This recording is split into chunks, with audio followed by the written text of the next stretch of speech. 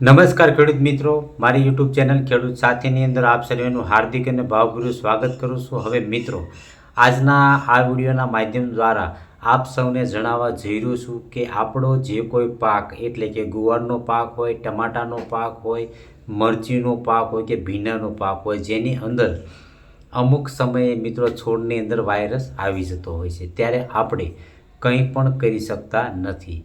હવે મિત્રો, આપ સૌને એ પણ જણાવું છું કે આવા સમયે આપણે કેવા કેવા પગલાં ભરવા જોઈએ. આપણા આ જે કોઈ પાકનું વાવેતર કરેલું હોય, ચાહે શિયાળો હોય, ઉનાળો હોય કે ચોમાસું હોય, જેની અંદર તમે અલગ અલગ જે તમને અનુકૂળ આવતું હોય એ પ્રમાણે વાવેતર કરતા હોવ છો. હવે મિત્રો, જ્યારે હું ખેડૂતોની ફિલ્ડ વિઝિટો કરતો હોઉં છું, એવા સમયે મિત્રો એમના ગુવારના પાકની અંદર, ભીંડાના પાકની અંદર, મરચીના પાકની અંદર કે ટમેટીના પાકની અંદર મિત્રો હું વિઝિટો કરતો હોઉં છું. એવા સમયે ખેડૂતોનો એક જ પ્રશ્ન હોય છે કે આ વર્ષે અમારા ગુવારના પાકની અંદર કે મરચીના પાકની અંદર કંઈ વધ્યું નહીં. એનું કારણ મિત્રો એ હોય છે કે મરચીના પાકની અંદર કે આ જે કોઈ તમને પાક જણાવ્યા એની અંદર વાયરસનું એટેક આવી જતું હોય છે. હવે મિત્રો, આપ સૌને આ વિડીયોના માધ્યમ દ્વારા જણાવવા જઈ રહ્યો છું કે જો આપણા પાકની અંદર વાયરસ આવી જાય તો આપણે કેવી કેવી માવજત કરવી કે જેના થકી આપણે વાયરસથી બચીએ અને આગળ જતાં આપણને સારામાં સારું ઉત્પાદન મળી રહે. હવે સૌથી પહેલાં તો મિત્રો આપણને એ જણાવવા જઈ રહ્યો છું કે વાયરસની કોઈ દવા નથી, પરંતુ અમુક તમને એવી ટ્રીટમેન્ટ જણાવીશ કે જેના થકી આપણે વાયરસથી બચી શકશું અને આગળ જતાં ઉતારો પણ સારામાં સારો મેળવી શકશું. હવે મિત્રો, સૌથી પહેલાં તો આપણને એ જણાવું છું કે આપણા આ જે ટમાટી છે કે કોઈ મરચી છે, ભીંડો છે કે ગુવાર છે, એ પાકની અંદર વાયરસ આવવાના થોડા ઘણા કારણો વિશે પણ થોડી ઘણી ચર્ચા કરીએ. એટલે કે આમ જોવા જઈએ તો સૌથી પહેલાં તો મિત્રો આપણે જ્યારે બજારની અંદરથી મરચીના રોપા કે મરચીનું બીજ કે અન્ય કોઈ ટમાટર હોય કે ગુવાર હોય કે ભીંડો હોય એની બીજની ખરીદી કરતા હોય ત્યારે F1 ગ્રેડ એટલે કે સારામાં સારી કંપનીનો સારામાં સારો ગ્રેડ મિત્રો ખરીદવાનો છે કે જેના થકી આપણા પાકની અંદર વાયરસ આવવાના ચાન્સીસ ખૂબ જ ઓછા રહે. હવે બીજો પ્રશ્ન મિત્રો એ પણ છે કે તમારી જે કોઈ જમીન હોય એ જમીનની અંદર સુસુપ્ત અવસ્થામાં પડેલો પણ વાયરસ હોય છે. એટલે કે મિત્રો, જ્યારે આપણી જમીનની અંદર કોઈ પણ પ્રકારનો પાક ન હોય પરંતુ જે કોઈ નીંદણ પડેલું હોય એ નીંદણના મૂળની આજુબાજુ આ વાયરસ સુસુપ્ત અવસ્થામાં પડેલો પણ હોય છે. હવે ત્રીજો પ્રશ્ન મિત્રો એ પણ જોવા જઈએ કે સફેદ માખીનું એટેક આપણા પાકની અંદર વધી જવું. એટલે કે આપણો પાક જ્યારે સુરક્ષિત હોય અને બીજાનું જે આજુબાજુનું પડવું હોય ત્યાં મિત્રો વાયરસવાળો કોઈ છોડ હોય તો ત્યાંથી પણ મિત્રો સફેદ માખી હોય કે ચૂસિયા હોય એનું એટક ત્યાંથી ઉડીને આપણા પડાની અંદર આવે તો પણ મિત્રો વાયરસ આપણી જે કોઈ પાકનું વાવેતર કરેલું છે એની અંદર આવતો હોય છે અને આપણને ખબર પણ હોતી નથી. તો આવા પણ પ્રશ્નો બનતા હોય છે.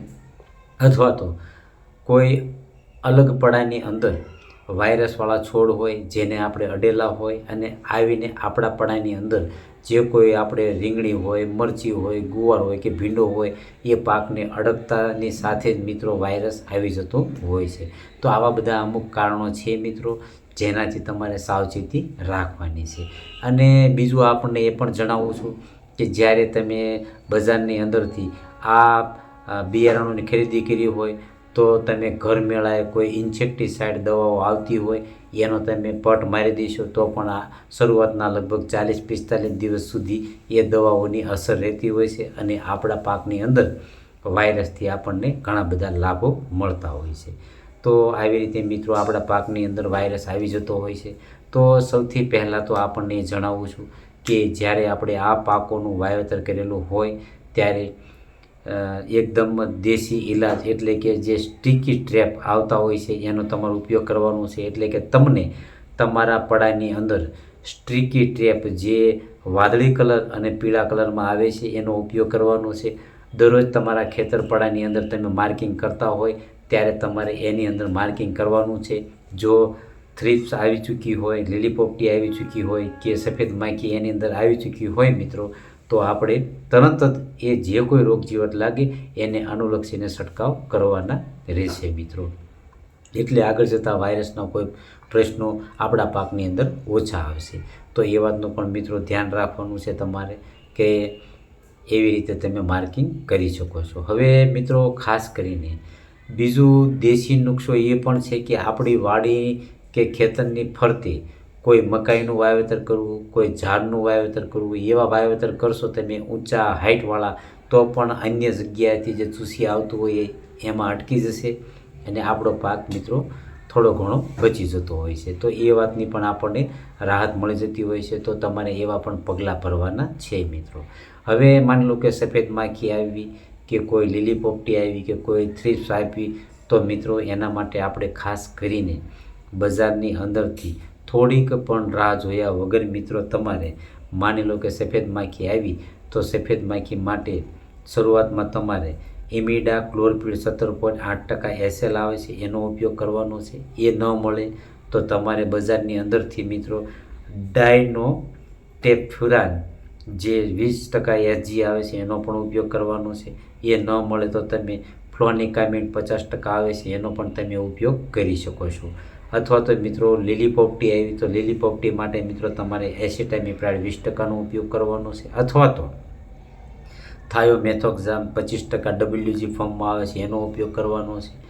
એ બંને દવા ન મળે તો મિત્રો તમારે બજારની અંદરથી ડાયનોટેફુરાન જે 20% SG આવે છે એનો પણ ઉપયોગ કરવાનો છે.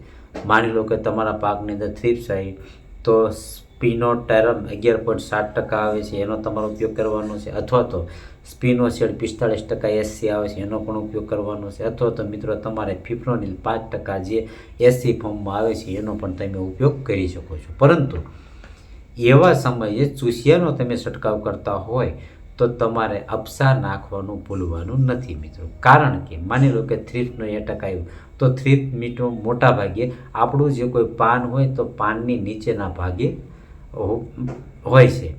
તો અપસાનો તમે ઉપયોગ કરશો તો એ જે દવા છે જે કોઈ સફેદ માખી હોય, થ્રિપ્સ હોય કે લીલી પોપટીની હોય તો એ અપસા દ્વારા નીચેના ભાગ સુધી એ દવાની અસર જતી હોય છે.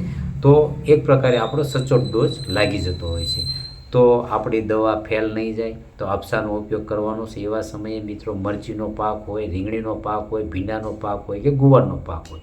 હવે મિત્રો આપ સૌને જ્યારે આપણા ખેતર કે પડાની અંદર માર્કિંગ કરતા હોય અને વાયરસ જોવા મળે તો વાયરસના લક્ષણો અમુક તમને જણાવું છું મિત્રો. કે પાન એકદમ વાંકું વળી જવું ઉપરની તરફ અને કદરૂપો થઈ જાય છે.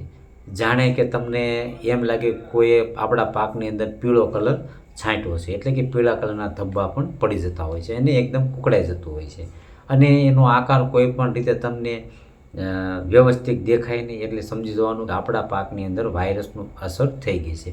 તો મિત્રો જો લગભગ 5-25 છોડ હોય તો એને ખેંચી અને કોઈ શેઢા પાળા ઉપર ફેંકી દેવાના છે. અથવા તો મિત્રો એને સળગાવી દેવાના અથવા તો ઊંડા ખાડામાં એને દાટી દેવાના છે કે જેનાથી કે એના દ્વારા કોઈ ચૂસિયા આપણા બીજા પાકની અંદર ન આવે અને સરસ મજાનો લાભ મળી જાય. તો મિત્રો આવી રીતે આપણે એ કરવાનું છે. જો એ કરતાં વધારે એટક હોય તો મિત્રો આપ વાયરસની કોઈ દવા નથી, પરંતુ આ જે ચૂસિયાની દવા છે એનો છંટકાવ કરવાનો છે. સૌથી પહેલાં તો એને રોકી દેવાના છે અને સેકન્ડ ઉપર ખર્ચા વગરની મિત્રો આપણને દવા કહું છું.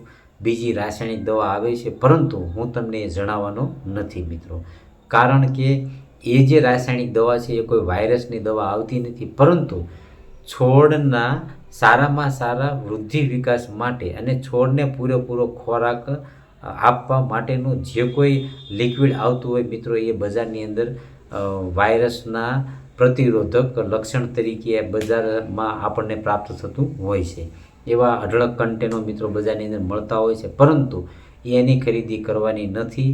આપણે મિત્રો ઘરેલું ઉપાય કરવાનો છે. એટલે કે જે તાંબાનું વાસણ હોય એની અંદર જે તમારે પંપ થતા હોય એ પ્રમાણે, એટલે કે ખાટામાં ખાટી છાશ મિત્રો લેવાની છે અને 7 થી 8 દિવસ એ છાશને ઢાંકી અને મૂકી દેવાની છે.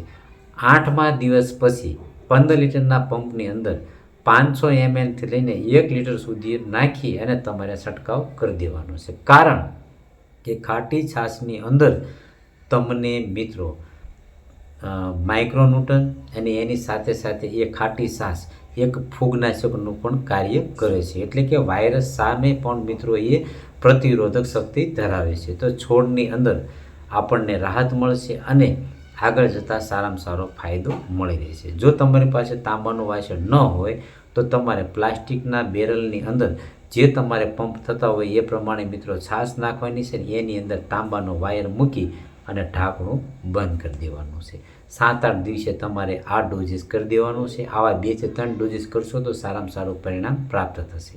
હવે મિત્રો એવા જ સમયે વાયરસ આવેલો હોય તો મેગ્નેશિયમ સલ્ફેટ અને ઝીંક મેગ્નેશિયમ સલ્ફેટ અને ઝીંક જેવા જે મિક્સ માઇક્રોન્યુટ્રન આવતા હોય બજારના અંદરથી એ તમારે ખરીદી કરી અને તમારા પાકની અંદર છંટકાવ કરવાના છે. જેનાથી છોડ જલ્દી રિકવર થશે અને આગળ જતાં આપણને સારામાં સારો ફાયદો મળી રહેશે.